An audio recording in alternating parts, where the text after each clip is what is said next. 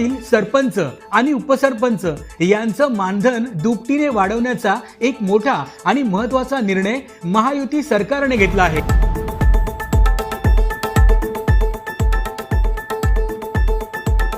या निर्णयानुसार आता सरपंचांना ग्रामपंचायतीच्या लोकसंख्येच्या वर्गवारीनुसार 6,000 ते 10,000 रुपये, तर उपसरपंचांना 2,000 ते 4,000 रुपये पर्यंतचं दरमहा मानधन मिळणार आहे। सध्या सरपंचांना 3,000 पासून ते 5,000 रुपयांपर्यंतचं मानधन मिळतं, तर उपसरपंचांना दरमहा 1,000 ते 2,000 रुपयांपर्यंतचं मानधन मिळतंय। महाराष्ट्रातील 28,813 ग्रामपंचायतींच्या सरपंच आणि उपसरपंचांना या मानधन वाढीचा मोठा लाभ मिळणार आहे।